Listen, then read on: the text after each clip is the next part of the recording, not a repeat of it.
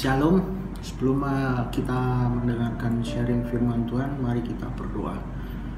Bapa, kami mengucap syukur kalau pada hari ini kami masih dapat mendengarkan firman Tuhan. Sebentar kami akan mendengarkan benih firman-Mu. Benih firman-Mu ini bertumbuh dalam hati kami, menjadi perenungan kami siang dan malam, Tuhan. Terima kasih, di dalam nama Tuhan Yesus kami berdoa. Amin.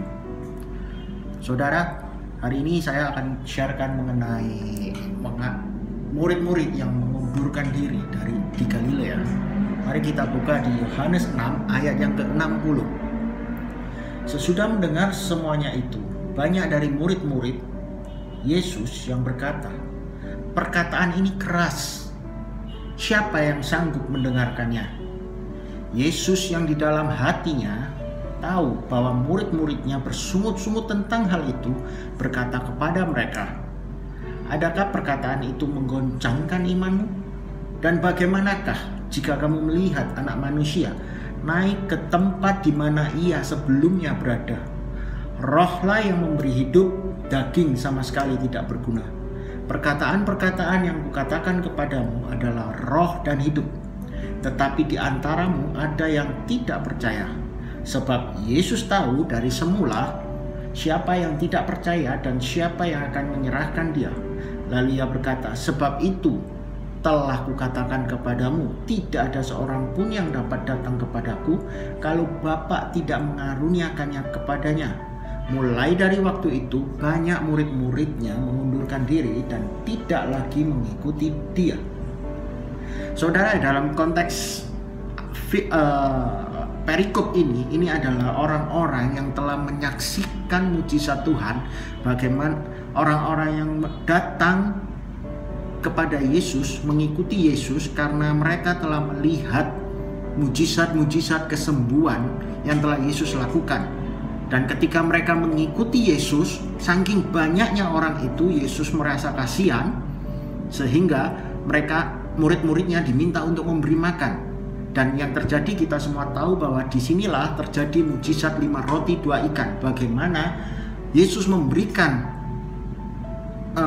makan dari 5 roti dan 2 ikan kepada 5.000 orang dengan mengucap syukur akan makanan yang sudah ada ini. Bahkan mari kita lihat sebentar di ayat yang ke-14 dan yang ke-15. Ketika mereka melihat mujizat 5 roti 2 ikan itu dan melihat bagaimana perjalanan Yesus melakukan mujizat-mujizat kesembuhan, mereka mengatakan seperti ini, saudara.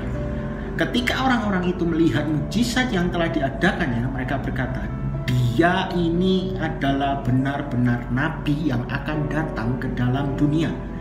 Karena Yesus tahu bahwa mereka datang dan hendak membawa dia. Saya ulangi, karena ayat yang ke-15, karena Yesus tahu bahwa mereka hendak datang dan hendak membawa dia dengan paksa untuk menjadikan dia raja. Jadi saudara, orang-orang ini adalah bukan orang-orang yang sembarangan sebetulnya ya.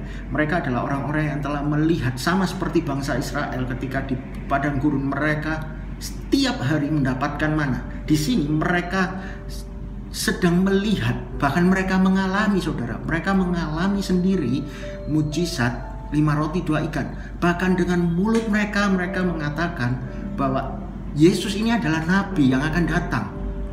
Bahkan dikatakan juga mereka ingin hendak menjadikan Yesus sebagai raja. Tapi mengapa di ayat yang terakhir perikop ini ditutup dengan hal yang sebetulnya agak paradoks ya? Mereka mengundurkan diri setelah melihat hal semua itu. Setelah mendengar semua perkataan, apa iman mereka tergoncang, saudara? Sebetulnya apa yang terjadi? Mari kita sebetulnya Tuhan sudah memberikan clue di sini di ayat yang ke-63. Rohlah yang memberi hidup, daging sama sekali tidak berguna. Perkataan-perkataan yang kukatakan kepadamu adalah roh dan hidup. Artinya apa, saudara? Artinya orang-orang yang melihat Yesus ini, mereka memiliki suatu stronghold dalam pikiran mereka. Mereka punya pemikiran benteng-benteng yang sudah terbangun di dalam pikiran mereka, mungkin saking desperate-nya mereka dengan keadaan, terbukti dengan mereka ingin menjadikan Yesus sebagai raja. Mereka pikir bahwa seorang juru selamat itu adalah orang yang akan menjadi raja, menggulingkan pemerintahan Romawi yang saat itu menindas. Tapi Yesus memberikan roh yang memberi hidup. Artinya apa? Artinya ketika kita mendengarkan kebenaran, kadang kebenaran itu tidak mengenakan, kadang kebenaran itu keras. Tapi mari kita tangkap kebenaran itu, apalagi firman Tuhan itu dengan roh kita.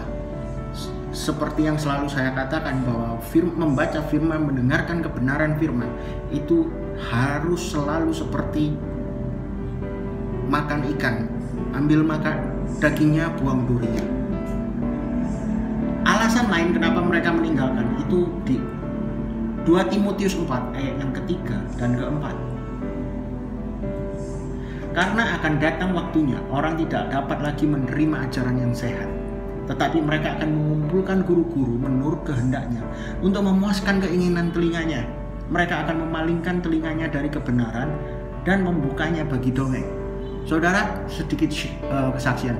Saya ada teman yang saya tahu dia pernah berkata bahwa kadang dia orang yang taat, dia orang yang ke gereja, dia yang selalu saat teduh. Tapi ketika sampai pada suatu hal, ia menggunakan pemikirannya sendiri. Dia menggunakan contoh kasus ya saudara, contoh kasus dalam hal bekerja. Kita tahu di gereja mungkin kita selalu berkata amin ketika kita mendengar bahwa Allah itu Jehovah Jireh, Allah yang menyediakan. Kita tahu itu. Tapi ketika kita menghadapi masalah dalam bisnis, ketika kita menghadapi masalah dalam pekerjaan, apalagi itu menyangkut masalah makanan dan minuman, apakah kita masih bisa berkata Jehovah Jireh?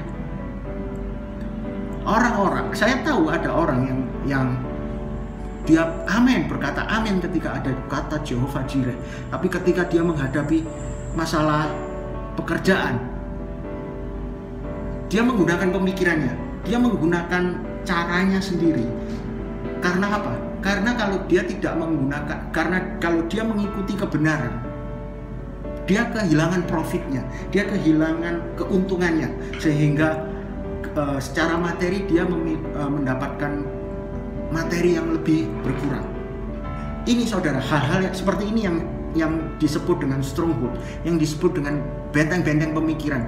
Ketika kita baik-baik saja, tidak ada masalah, kita mengikuti Yesus. Wah, Yesus sudah menyembuhkanku dari COVID, Yesus sudah menyembuhkanku, Yesus sudah bayar hutangku mungkin.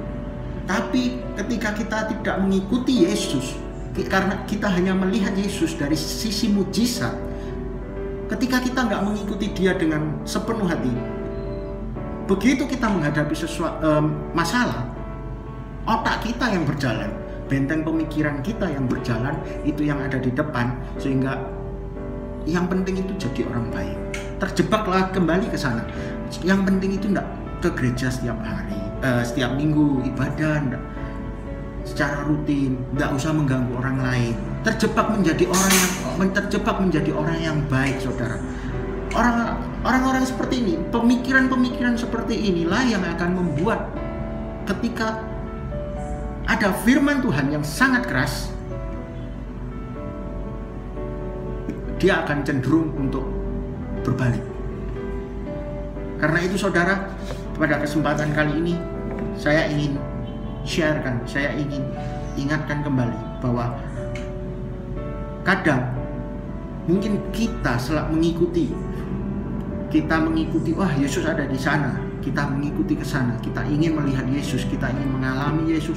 Lalu ketika Yesus tidak ada, kita mendekat kepada Yesus. Tapi pastikan bahwa itu kita lakukan bukan karena kita mengalami mujizat Tuhan, bukan karena kita ingin mendapatkan mujizat, tapi pastikan bahwa kita melakukan semua itu karena Yesus itu adalah Tuhan yang layak untuk diikuti, yang layak untuk dicari, yang layak untuk terus dikejar. Dengan begitu ketika Yesus mengatakan sebuah kebenaran yang mungkin terasa pahit bagi kita nggak berbalik saudara, tapi justru kita akan dibangun rohnya, karena perkataan Yesus itu adalah roh dan kehidupan. Terima kasih. Tuhan Yesus memberkati.